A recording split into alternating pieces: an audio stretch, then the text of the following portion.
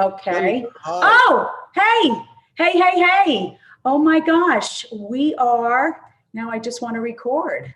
I don't know what happened. Anyway, this is Marla Schultz. I am the host of Flip the Switch with Marla Schultz. That's me. And the purpose of the show is really just to talk about laughter and how it shapes our lives, it saves our lives.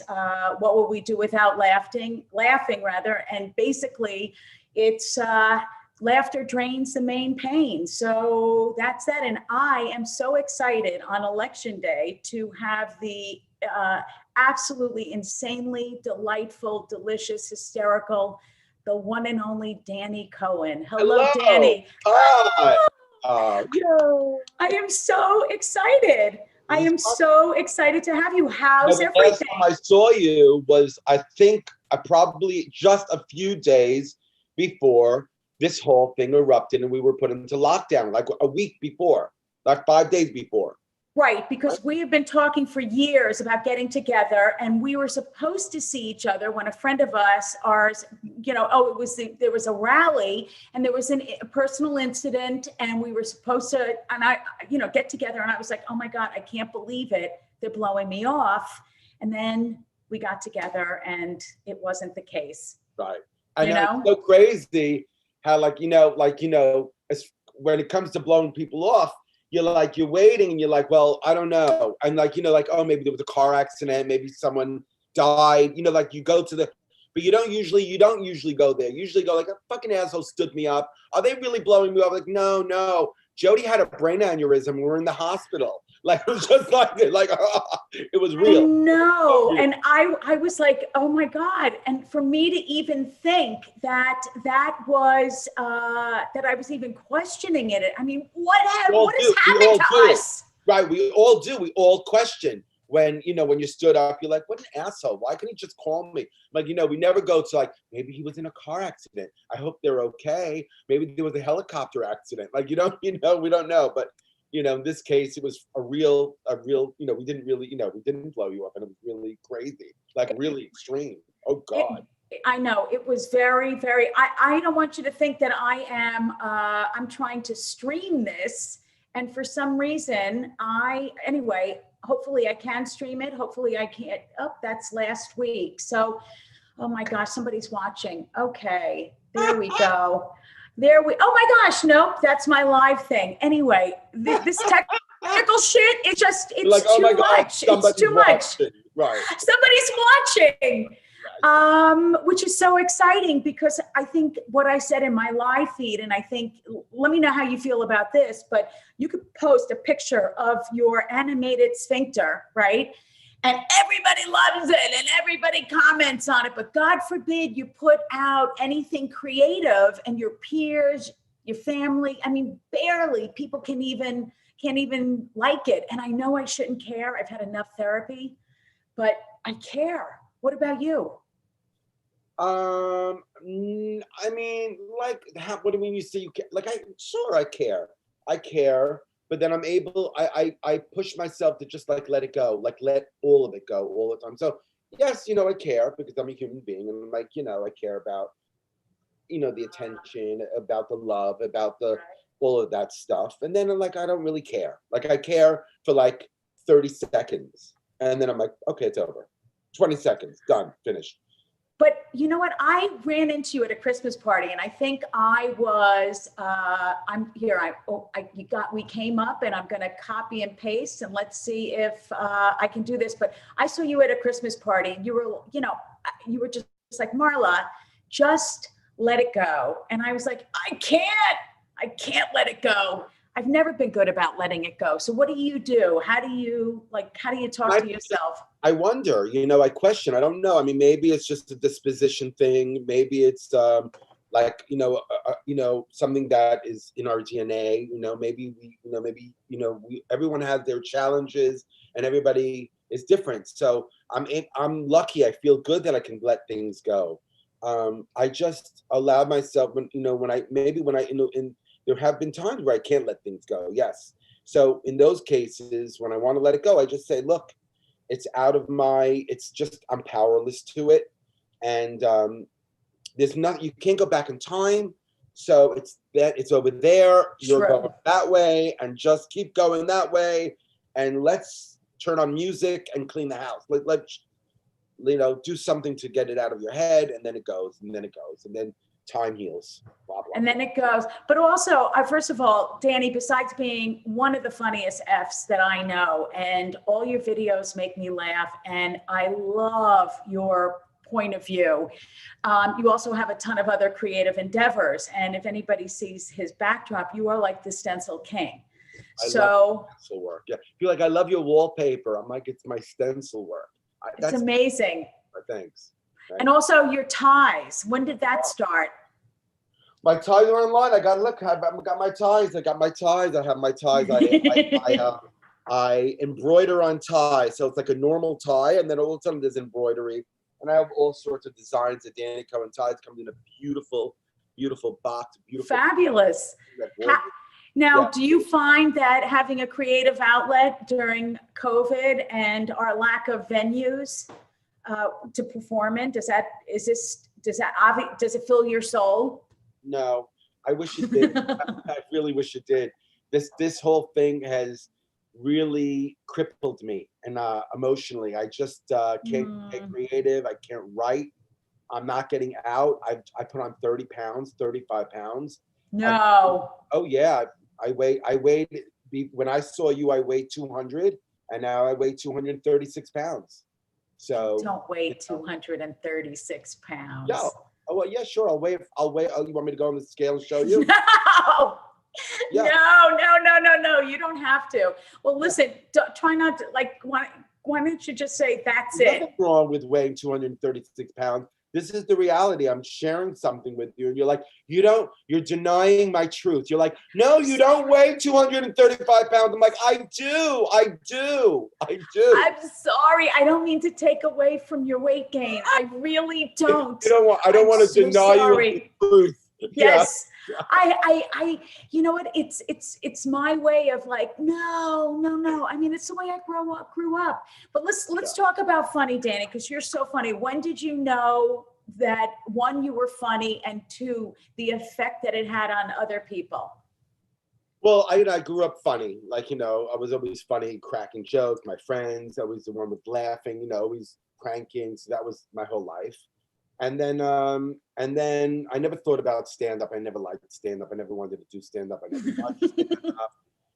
And then somehow I got into stand-up after being threatened by many friends. You should do it. You should do it. You should do it. You should do back and forth. And then I was somewhere, and then I found an open mic, and they said, you should go and do an open mic. I'm like, okay. And I did. And, I didn't know what I was doing. I was reading monologues on stage. No stand-up. I had to buy a book to learn how to do stand-up, so I bought a book. Judy Carter's comedy. Oh, sure. So that helped me. It helped me. I understood. I was like, oh. So once I read the book, I'm like, oh, that's what stand-up is. And then I followed her rules. And then once I got an idea of what I was doing on stage, I broke all those rules and then made my own rules to who I was. Now I'm doing it for a living now. So, awesome. Now, so how long have you been doing it? 25 years. Wow. 25 years. And you started in New York. New York. And what was your first big win? Meaning, was it a club? Was it a festival? Was it a TV appearance? It was pretty gradual. It was pretty gradual. I think for me, we took, when we were in the open mic days back in my second year of comedy, I started doing a show in a laundromat with Jody Wasserman. We co-hosted a show called Spin Cycle Comedy every Wednesday night at a laundromat. And when we started we only did that because we weren't good enough to get into the clubs. So we had to find a space. And my friend owned the laundromat. He's like, why don't you just perform every Wednesday night at my place, whatever you want? I'm like, thanks, Evan Wallace. So we did. We had a place on 7th Avenue and 20th Street. It's called King Size Laundromat, Chelsea, Manhattan. What year did you start that? 1998. I don't think I never performed there. Right, 98 or 97 or 98. 98, I'm going to say. Yeah, you never invited me to Oh, perform I there. know. It was just like it was open house and you show up and then you perform.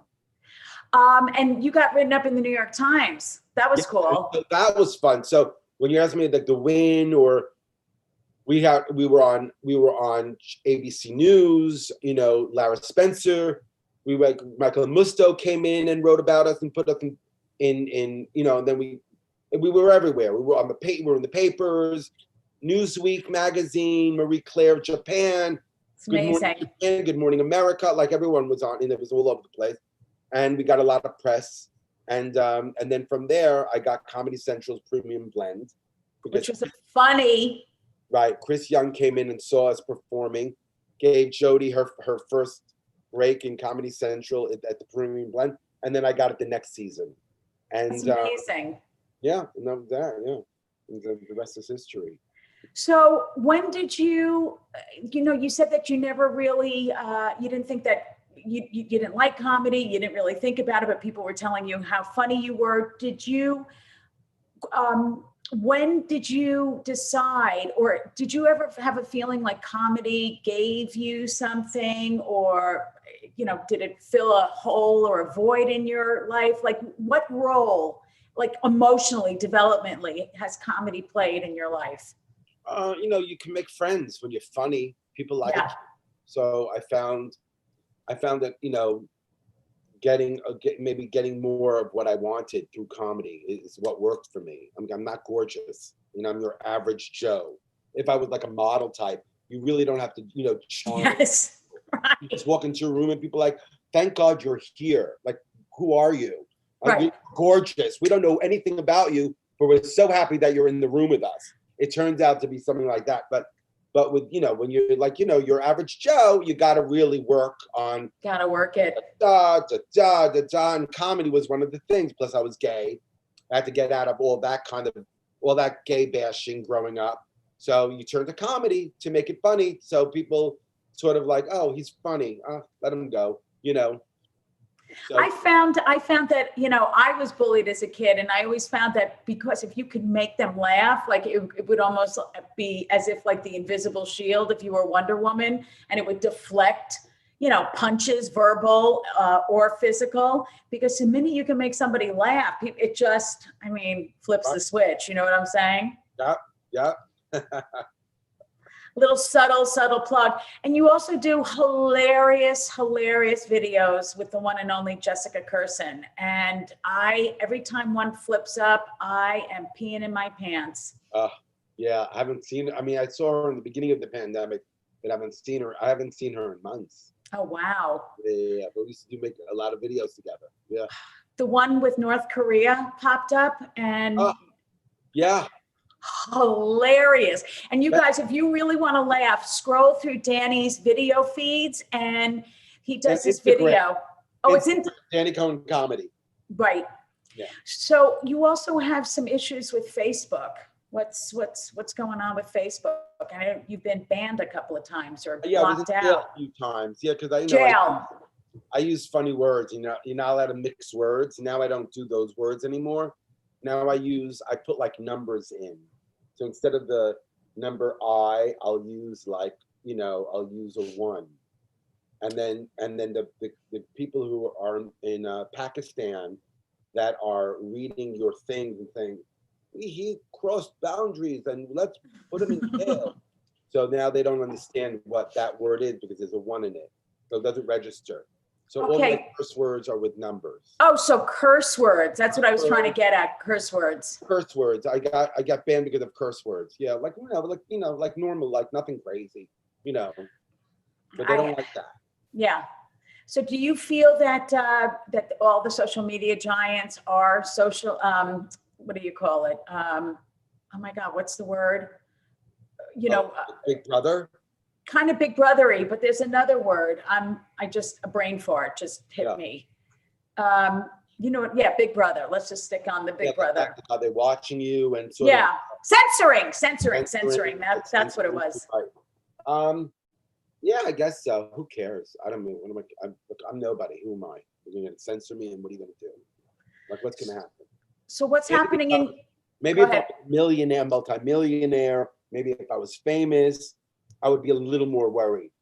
So that would change the, the little game that I have going. But for now, what are they going to do to me? Like, I'm just a little guy with censoring. Who cares? I have friends who are like, they're not really that successful, and they're so worried about censoring. I'm like, what are you worried about? What, they're going to come to lo mein from you when you're at the Chinese restaurant? What's happening? What's going to happen?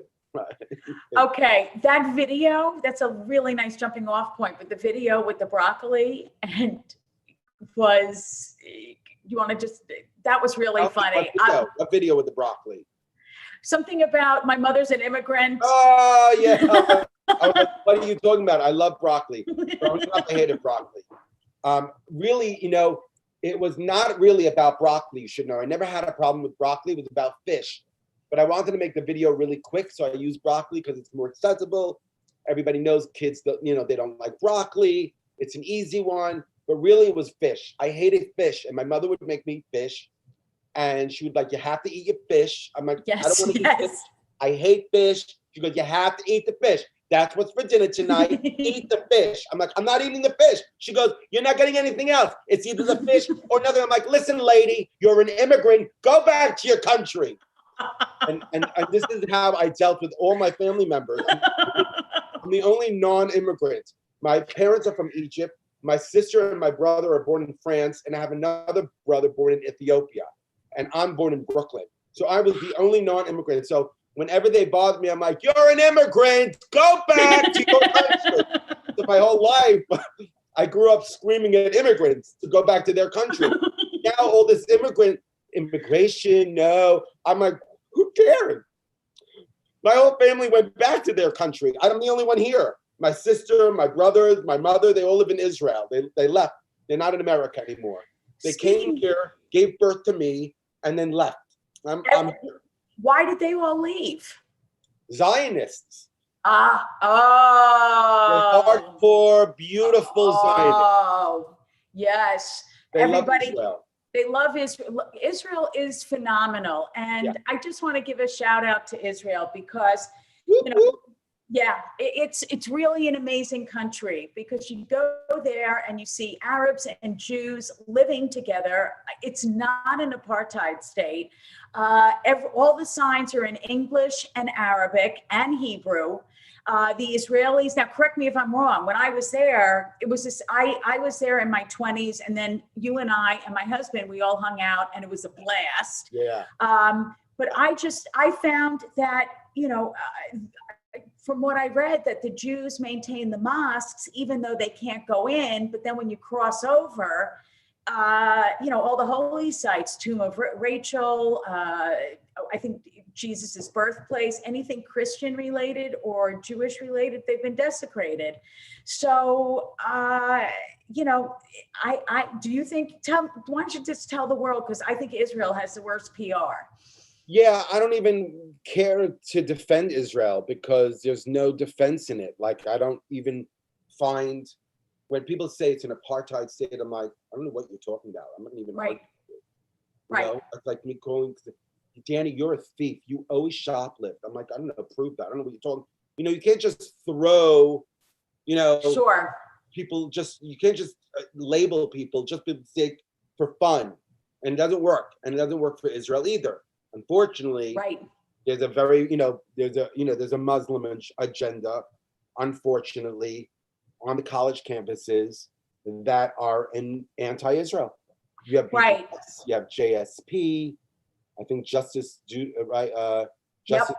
of Palestine, JSP, BDS, CARE, all these, pretty much, I'm gonna go as far as to call them terrorist groups. Right. But, they really love the idea of the annihilation of Israel, and they don't want it to exist anymore. Yeah. And they're poisoning the minds of these young students. They know nothing about Israel, but you know how you are when you're young and when you're, you're in college, you're out of the house, you're trying to fight for rights. You believe in the underdog, you want to fight for rights. You're out in the world. Yes. You're 20, you're finally out, and now you can make a difference. And so when they feed you all these stories and rhetorics about, how Palestinians are being attacked by Israel and they kill the babies and all the soliloquies and stories to these poor students, and they grow up, and now you have a big majority of our country, of the world, I should say, even in Europe also, and Canada, college campuses throughout the world. Right. Have people like that are just, grow up believing this misinformation. And then they come at you, and then you're supposed to defend. I'm not going to defend any of it. How about that? How about I'm just going to ignore you? And that's what's been going on for a long time.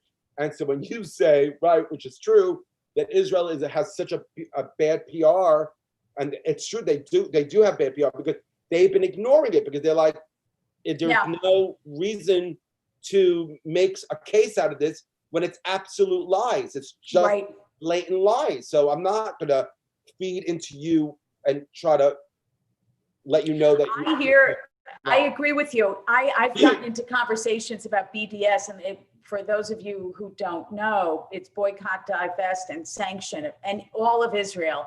And it's I don't like getting in that conversation of having to defend Israel. I just know it's the birthplace of Judaism, Christianity, even Islam. But when they go boycott and divest, it's like, okay, give me your phone, and does your mother or a loved one have cancer? And hey, take that Band-Aid off and forget about using GPS or Waze or Google Maps. Oh, and guess what? The part of the whole therapeutics has been developed by a company called Moderna, which I think is Israeli. So if you get coronavirus, you know what? You're shit out of luck. So back of the line. Yeah, they're developing, they're high-tech country, one of the best in the world. Yeah. They develop and have given a lot to the world. And, they're a beautiful democratic country. Like any other country, make some mistakes, trying to do their best with this, rolling along. It's a country it's a democracy. They have gay pride there every June, the flags, and hundreds of thousands of people marching in a parade like they do in New York City. And so blah blah blah. I don't know. I'm not gonna, but that's, and it's nuts, but it's really crazy. And then God forbid if you were gay or a lesbian and living in a Muslim country, the gig is up, so to speak. Anyway, just moving off about that, it's just, it's just really annoying that the distinction is you can be anti-Israel, but then it bleeds over into being anti-Semitic, and it's just really fucking annoying. I find I find the two go, from my experience in my life, the two go hand in hand. It's a Jewish state, it's just like America is based on Christian values, Israel is based on Jewish values, Here in America, Sunday is a day off because Sunday is the day of church, dry states, liquor on Sunday, all that based on Christian values, go to church Sunday. And in Israel, it's Saturday, it's not Sunday, Saturday, Shabbat. So it's all based on all those. This is very similar in ideology. So correct.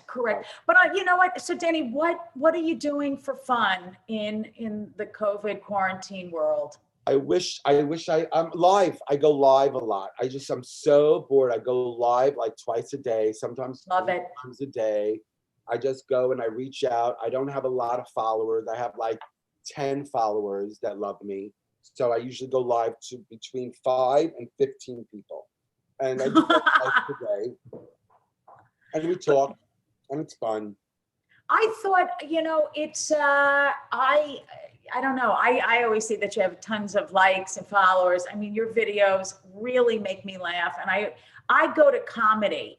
I think last week I shared that I watch a lot of like the Black comedians from the 80s. I mean, I just watched Eddie Murphy Delirious again. Right. And oh my God, he was 23 years old, selling out the house.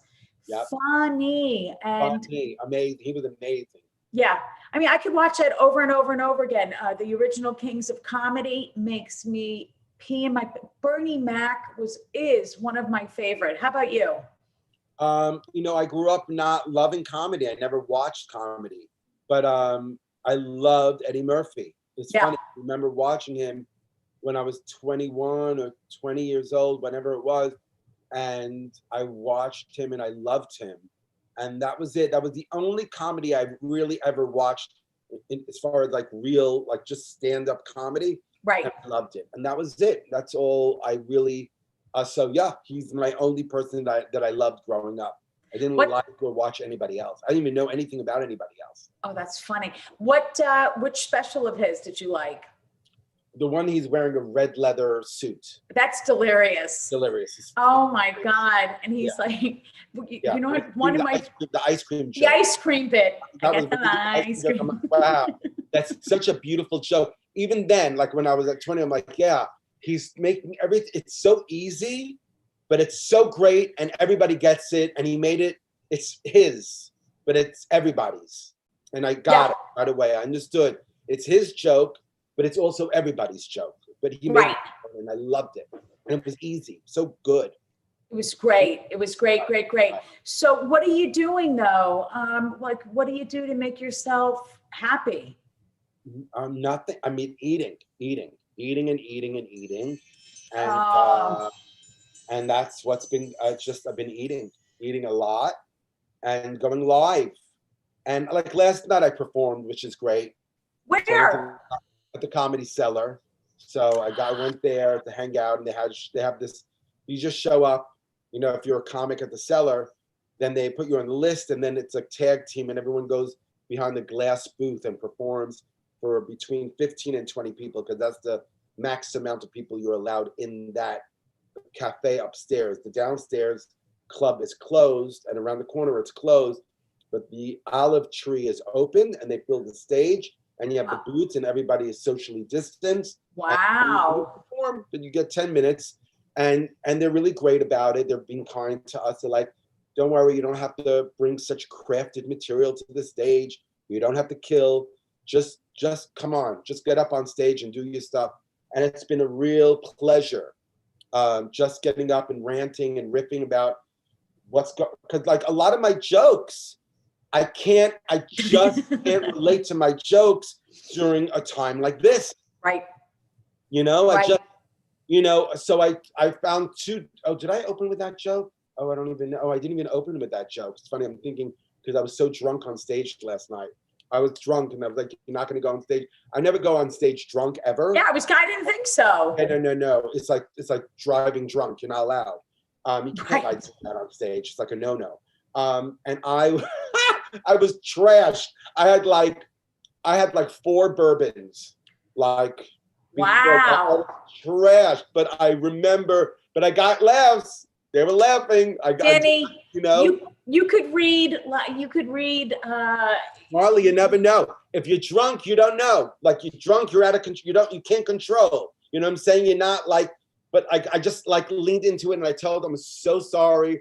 I've been drinking, and then they got on board, and then we all had a good time, and it was great, beautiful. So I'm great. So that was good. I got up on stage, and that was amazing. So. And I got up on stage 2 weeks ago at the Cellar also. Oh, I have a show on Saturday night. I don't even know what it's about. Funny. I don't know what's happening. Well, listen, I've had that conversation with you about the Cellar, and I had like 10 regulars recommend me to her. And my friend Lenny, who everybody loves Lenny, yes. And he came back and he said, I go, did you give her my tape? I mean, it was this like 3-camera shoot at this theater. And he's like, Lenny got me passed. Lenny. But he's a doll. So he was your contact person. What did he say? What happened? So we were all, and I was at his wedding and she was there. And I said, so what did she say? And she said, I like other people better. Okay. Yeah, she's not, and I saw her at the wedding and she was, just, it is what it is. And you can't keep going to a hardware store for milk. Yeah, whatever. But I am performing. I'm up in Lenox, Massachusetts, and I'm usually up at this place 5-6 times a year. And this is my third go around. And, I have to, 12 people in a lounge behind a plexiglass partition. I feel like, I'm a whore in Amsterdam, Right. like Right. $5 make you holla. Goes up and you're like, right. And then you see everybody with masks on and you feel like you're in The Handmaid's Tale. It is so insane. Yeah, it is. It's weird times. It is very weird times, but I don't know. Like for a while I was like sort of saying no to comedy. I was like, I'm not gonna do this. I'm not gonna try to make it normal. I'm not gonna try to make it normal. And then I gave into it after all of this. And then when the club opened up, I was like, okay, because I tried Zoom shows and I'm like, I did 2 it's Zoom hard. shows. It's hard. I'm not interested in this. I could care less. If this is what the new is, I'm out. I'm not interested. It's not for me. Goodbye. And then I just started performing just a couple of weeks ago, and then last night. So that's nice, but otherwise, God, what a mess. It is a mess. It is a mess. I mean, civilians, people can't go to Broadway. They can't go to, theaters, any theater.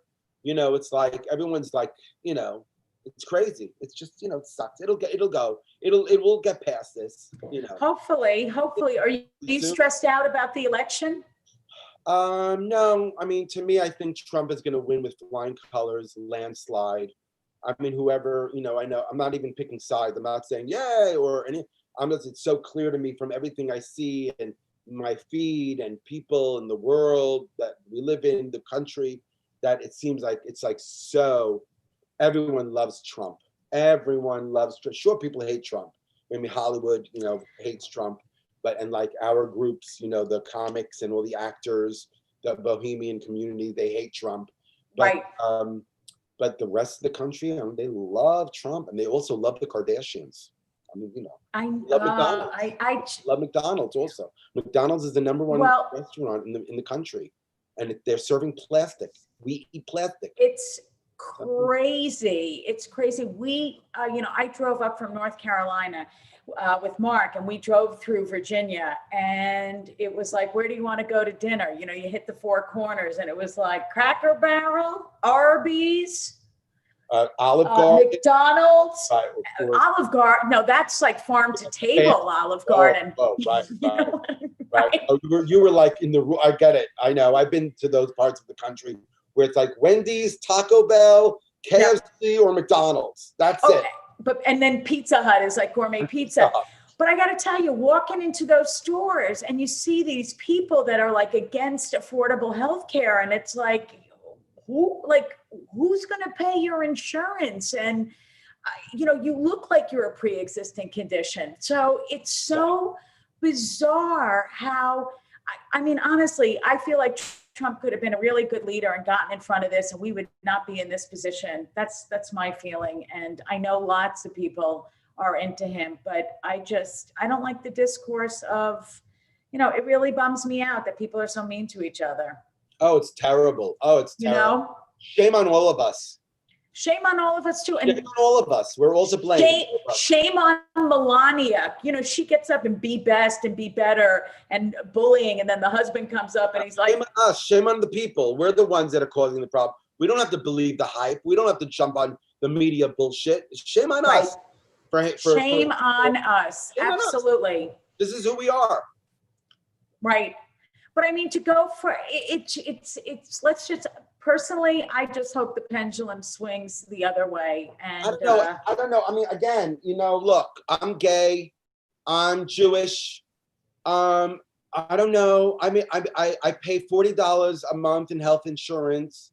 Serious? $40 a month on a Stencil one, because that's what I pay.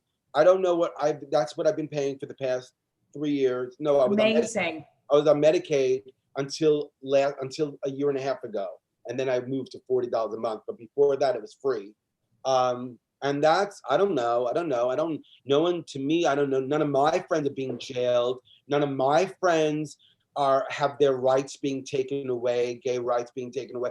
No one is being, I don't know anyone that's having, all I see is hysteria. Hysteria. That's all I see are people losing their minds, but I don't see anybody being jailed. I don't see anybody losing their marriage licenses. I don't see anybody's children being taken away. I don't see anybody not having health insurance. I mean, I have insurance. I'm sure my friends, there's some people complaining about health insurance here and there. Some don't, some do. I don't know exactly who and what and where, but I'm speaking for myself. I have health insurance. I don't know what I did wrong or what I did right. I don't know. I pay $40 a month and I'm done. Oh my gosh. I think I pay in 1 month what you might pay my insurance is so high. What you pay in a year is 1 month, my 1 month premium. Right. Oh, wow. So you have like a private thing, right? Yeah, because, I had a cancer scare and I don't want them saying you have to go to like Memorial Known in, Hauppauge, Long Island. Right. Just because of, it's in the family and, when you're faced with a possible cancer diagnosis, it's like, it's really scary. I've been lucky, that you get a lot of choices, between United Healthcare and Fidelis and a few other, you can pick and you can find really great doctors. I'm really happy with my regular doctor. And it's amazing. But that could be taken away. That's what's so scary. That's what can be taken away. It hasn't been taken away so far. So But we don't know. We don't know what. So it's hysteria. To me, it's hysteria because if we don't know, why is everyone losing their mind? Everything's fine. I don't understand. Right. So Danny, off the healthcare thing, we should take this, we should offload this and take this offline. What advice would you give a newbie? Oh my God, a newbie that wants to do stand-up comedy? Yes, but not in a COVID world. Not in a COVID world? Yeah. I would just say, go out and just do what you want to do. Okay. But do you think, this is a question I also wanted to ask. There are no rules. We started in the 90s and I think honestly, I feel that the 90s and the people that we came up with, I love the camaraderie and it was just such an easy time. It was pure. It was a pure time. It's not pure anymore because there's social media and a million different platforms. So it's not that pure. It's complex. It's convoluted. There's a lot. You can become a stand-up comic. You can get a special like Sarah Cooper. Is that her name? Right. She got a special because she does TikTok videos, lip syncing to Donald Trump. Is that stand up? By no means. It's not stand up. Is it comedy? I don't even know if it's comedy. Is it interesting? Sure. It's TikTok. Anybody can do funny. It. And she's funny. And she got a special. So if she got a special based on TikTok, trust me, your children can take a shit in Times Square and they might get a special too. There are no rules and you can do whatever you want in stand-up comedy. I would tell you in the 90s to say, you want to know how to become a great stand-up comic? You got to get up on stage as many times a week as you can. Yep. Write every day, write and polish, get up on stage. That doesn't matter anymore. Polish, write, get up on stage. What? It's all a joke. So just do what you do. If I was talking to a 20-year-old today, I'll be like, what do I do? I'm like, just get up on stage and just do whatever you want. And you know what to do, the rest, the social media, whatever your world is doing now, because you're 20. And so it's a whole different thing, the TikTok. And then there's another thing that we don't know, like not TikTok that's coming up. Like next year, it's going to be the hottest thing. If you're 20, you know all those things. So just do that and you'll figure it out or you won't. And that's it. That's it. And the thing is, it's like you could have a YouTube channel and want to taste different varieties of cottage cheese. And all of a sudden you're making millions of dollars.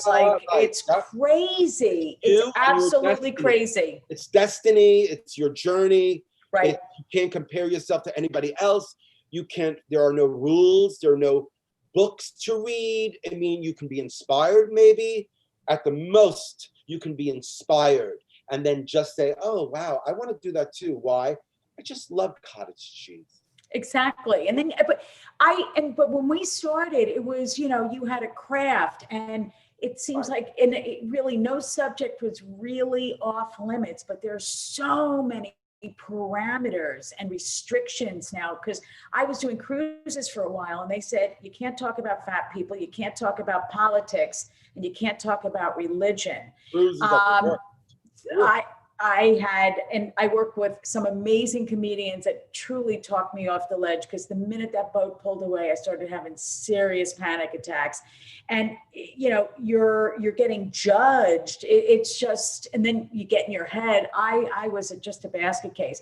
But anyway, I feel like there's fired. I would have been fired, I think, even before I got up on stage. I probably would get fired pre-performing. Hey, listen, Danny, we are at the 30-minute mark, and Woo! that's the magical sweet spot. I love you, and I can't believe I had to invite you on my show to see you.